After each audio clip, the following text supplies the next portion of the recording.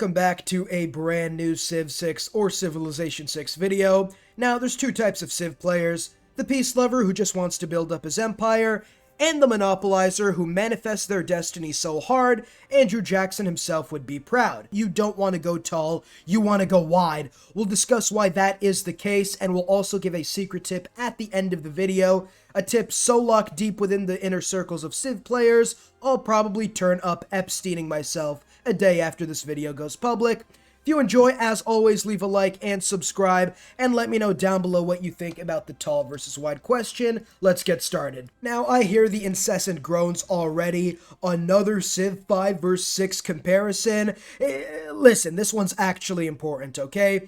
In Civilization 5, tall cities were a necessity because of happiness and also penalties for growth. For those of you who don't know, every city you have increases your tech cost, no matter how strong or weak that city is.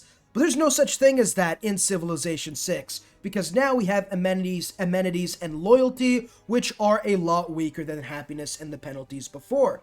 And like Nike, I don't mind exploiting foreign populations if it means I get richer and more powerful. So there really is no limiting factor to growth and expansion for me in Civ 6, and because of that, you can get a lot more cities and therefore a lot more yields by having a wider empire. Not only that, but every city in Civ 6 is weaker than the average city in Civ 5 for a multitude of reasons. The first one being all the good buildings are locked behind districts. If you want libraries, universities, amphitheaters, even zoos, they're all locked behind districts. There's really a limit to how many you can actually build in the city center district, and all the good ones with the big, fat, juicy science yields that make you salivate when thinking about are locked behind actual districts. And not only that, but with districts and wonders taking up actual tiles, you're taking tiles that could have been used to build farms, or mines, or lumber mills, and therefore you're limiting the amount of production you can get, as well as limiting the actual growth you can get, meaning your cities are going to be a lot weaker, especially when compared to the average Civ 5 city. Not only that, but one district type per city sets a hard limit, which is sort of like, it doesn't make up for the fact that Civ 5 cities are just better in general. You can only have one campus per city, you can only have one theater square per city. There is a hard limit to how much you can actually make per city, and if you want more science, you're gonna have to settle more cities for more districts. It's just that simple. Now let's go ahead and take a look into how big districts really are in this game. Now, districts are pretty big in this game. All the best yields, like science and culture, are mostly locked behind districts, like how the average pickup artist is locked behind bars. But most of these yields usually come from buildings instead of population. The best thing to do, therefore, is to increase the number of cities while having 3 to 4 main cities that are really strong and that you can use to just build everything you need in the late game, like spaceship parts, for example. And everyone else could just be a dump where you just dump in all your districts that you need. Let's do a little bit of an experiment, right? We'll take 5 cities at 14 population versus 10 cities at 7 population each, and 20 cities at 4 population each, and take a look at how much of each yield each of these empires provide would be more accurate. But we'll be using campuses / theater squares / holy site averages. We'll take an average of +2 adjacency per district, and then we're going to take the first building, the second building, and the third building when powered to see how much science, culture, and faith we'd be making per average empire type. So for example, campuses give you a +2 average, the library gives you 2 science, the university gives you 4, and a fully powered research lab gives you 8 science, meaning you would get 16 science per turn. 16 times 5 cities is about 80 and 35, because we're going to take 0.5 multiplied by 5 multiplied by 14, which will give us the science made from population, as each population point gives you half a science point and 0.3 culture, and therefore the 5 cities at 14 population would have 115 science. Now, amenities don't really matter, because the more cities you have, usually the more amenities you get, whether it be different types of amenities or different types of the same amenities that you could trade away and end up getting different amenities back in return. So we're not really going to count amenities too much here. But the first thing we're going to talk about is campus theater square holy site averages. So I have done the math. You're more than welcome to do it yourself.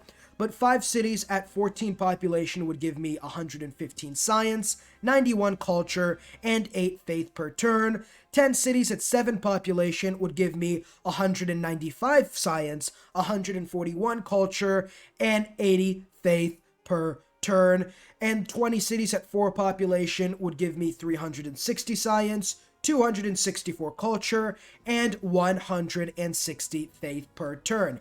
As you can see, the more cities I get, even with a declining population per city, we still have a lot more science, culture, and faith than it was 10 cities previously.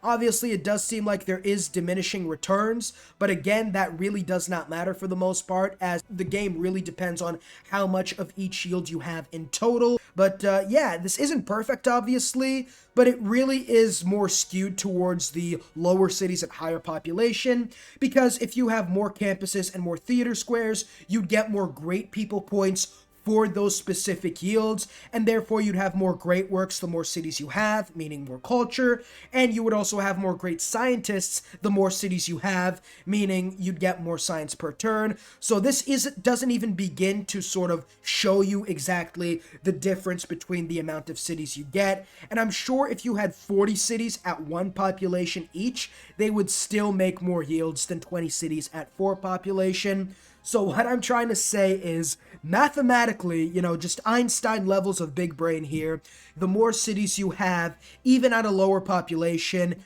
you would end up getting more of each yield in general. Production costs doesn't really matter, as if you have a large empire, you could buy builders to chop out forests. And so the fact that districts get more expensive per district you build really doesn't matter as much, because you can just chop them out.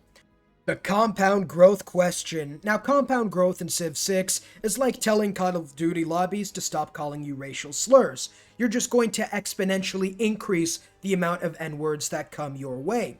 It kind of works the same way in Civ 6, because the more science you do end up making, the faster you research through the tech tree, and the faster you get the other science buildings that'll keep increasing your science, and eventually you'll get to a point where you're making a lot more science than if you were making half as much science at the beginning of the game, for example.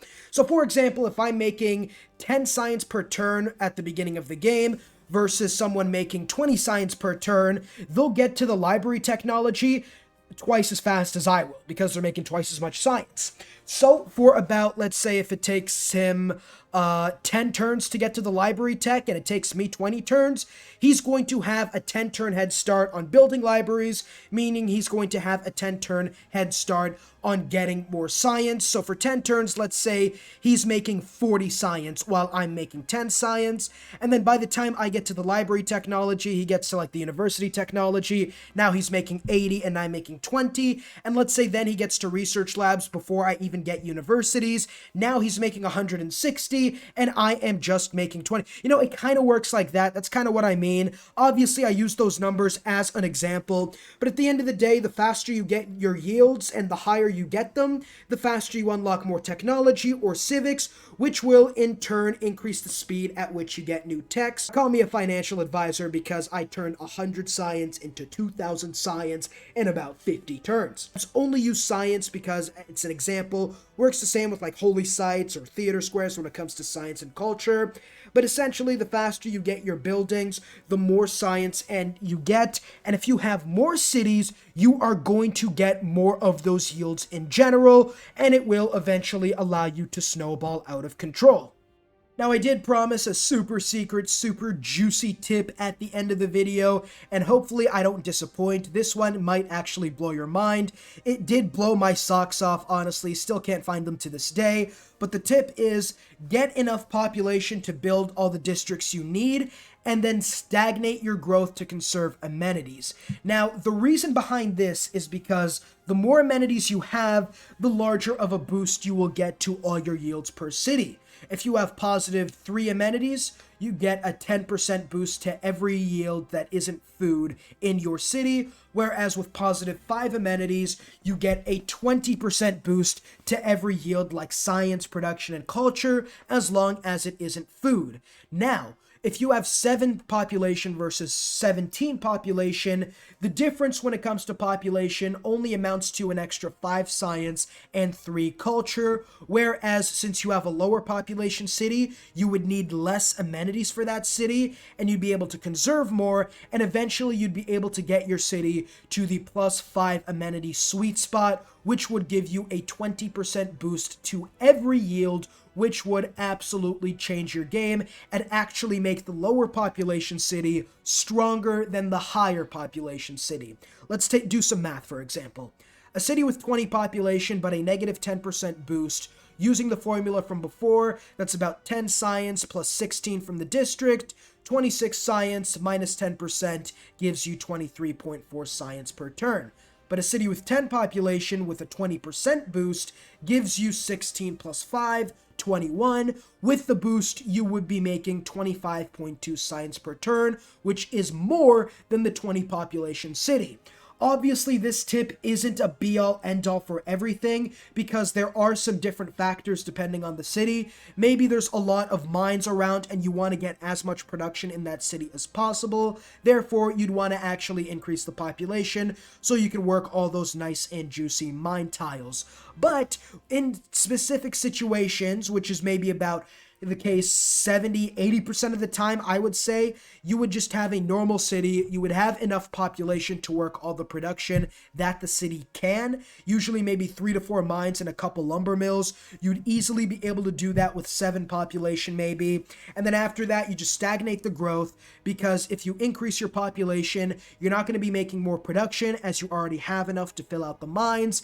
And you'd also be limiting your complete yield growth, I guess, because you wouldn't be able to get amenities as easily, making it a lot harder for you to get that 20% boost. And as we saw with the 30% swing in boosts from negative 10 to positive 20 with the math, you'd actually be making more science with the less population and more of every other yield as well, which is super huge in my opinion.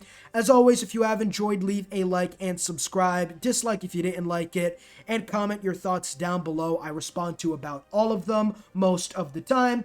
And without further ado, I'll see you all in the next video. Peace.